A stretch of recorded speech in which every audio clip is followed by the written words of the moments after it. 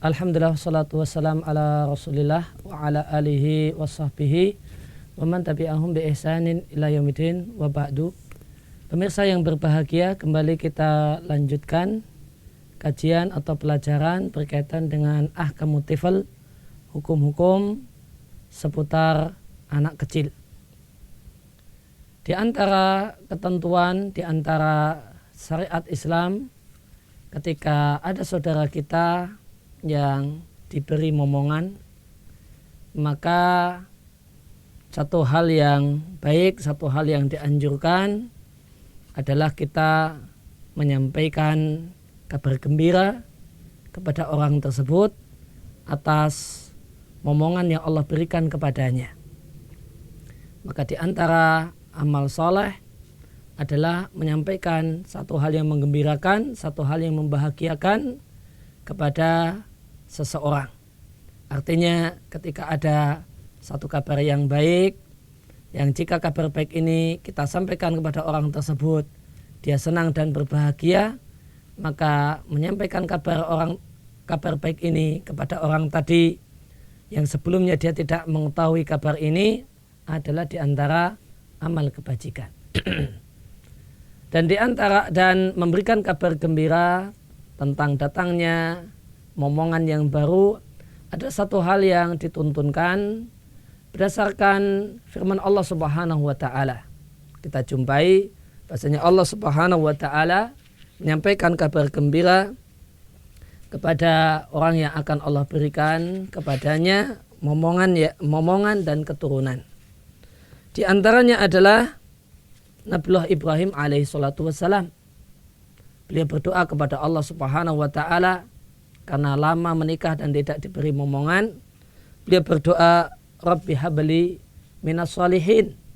Ya Allah, berikanlah kepadaku keturunan yang saleh. Maka Allah Subhanahu wa taala pun mengabulkan permohonan dan doa Ibrahim, dan Allah pun memberikan kabar gembira kepada Ibrahim.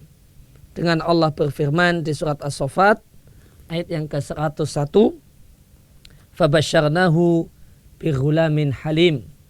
Maka kami sampaikan kabar gembira kepada Ibrahim bahwasanya dia akan mendapatkan momongan berupa anak laki-laki, yang anak laki-laki ini adalah seorang yang halim, seorang yang lembut, seorang yang tidak mudah emosi, seorang yang bukan bertemperamen tinggi. Demikian juga yang Allah lakukan kepada Nabi Zakaria. Allah Subhanahu wa taala berfirman di surat As-Saffat ayat yang ke-7, Ya Zakaria, inna nubasyiruka bihulamin ismuhu Yahya lam naj'al lahu min qablu samiyya. Wahai Zakaria, sesungguhnya kami kabarkan gembira kepadamu dengan adanya seorang anak laki-laki yang akan Allah berikan, akan diberikan oleh Allah Subhanahu wa taala, yang anak laki-laki tersebut namanya adalah Yahya. Maka inilah diantara amal soleh yang bisa dilakukan oleh para dokter kandungan, para bidan. Boleh jadi sang ayah dari bayi ini menunggu di luar. Akhirnya lahirlah anak tersebut dengan selamat dengan bantuan dokter kandungan ataukah bidan.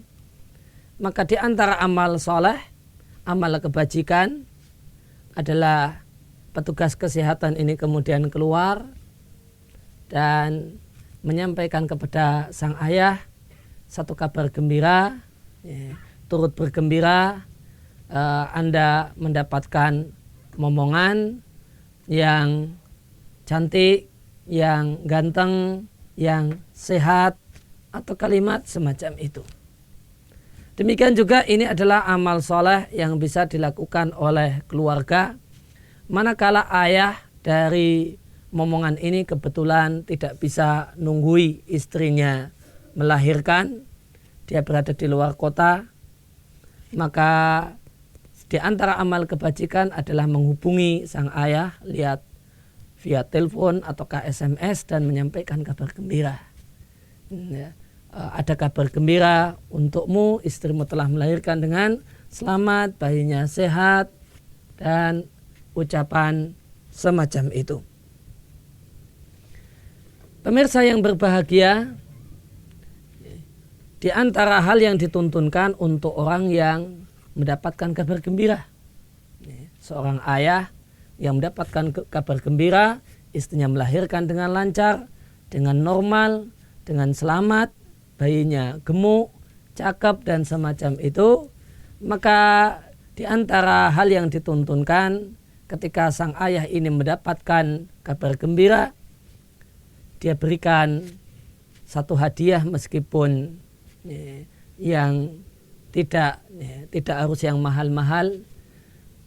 Hendaknya dia berikan hadiah kepada orang yang menyampaikan kabar gembira tadi.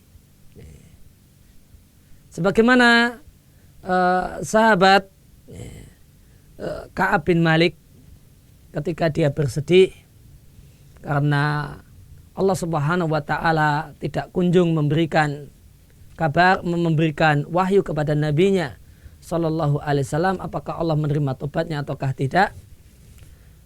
Karena sahabat Ka'ab bin Malik ini mendapatkan hukuman disebabkan tidak berangkat berperang tanpa alasan. Dihukum dengan didiamkan oleh Nabi dan para sahabat selama 50 hari 50 malam.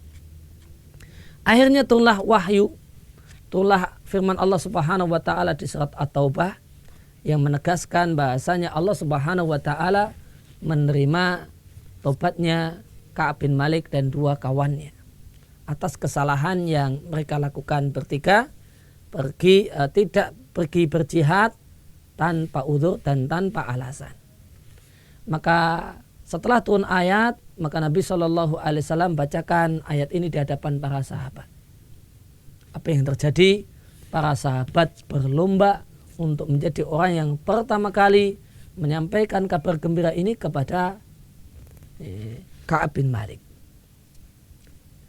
Dan setelah salah satu dari mereka memenangkan persaingan ini menjadi orang yang pertama kali menyampaikan kabar gembira kepada Ka'ab bin Malik, maka dalam sebuah hadis yang diriwayatkan oleh Al-Bukhari, Ka'ab bin Malik menceritakan, falamma ja'ani alladhi sami'tu sautahu yubashshiruni naza'tu lahu thawbayya fakasautuhu iyahuma bibusrahu.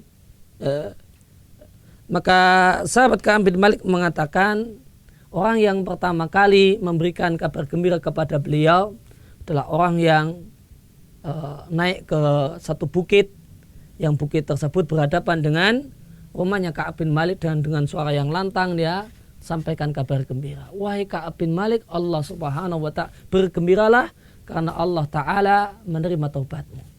Setelah itu orang tadi datang menemui Ka'ab bin Malik di rumahnya. Tatkala orang yang telah didengar suaranya oleh Ka'ab bin Malik tadi datang ke rumahnya Ka'ab bin Malik, maka sebagai bentuk terima kasih karena mendapatkan kabar gembira, Ka'ab bin Malik menghadiahkan pakaian dan baju yang dia miliki kepada orang tadi. Maka dari perbuatan dan sikap sahabat Ka'ab bin Malik ini kita bisa ambil kesimpulan di antara amal kebajikan, di antara amal kebaikan adalah orang yang mendapatkan kabar gembira, dalam hal ini seorang ayah, seorang bapak, ketika dia mendapatkan kabar gembira tentang kelahiran anaknya dengan lancar, dengan baik, maka satu hal yang baik ketika dia memberikan sesuatu sebagai bentuk ungkapan terima kasih kepada orang yang memberikan kabar yang baik dan menyenangkan tersebut. Dan inilah yang juga dilakukan oleh sahabat Nabi yang bernama Buraidah. Akan kami bacakan satu riwayat dari Abdullah bin Buraidah, anak dari sahabat Buraidah radhiyallahu anhu.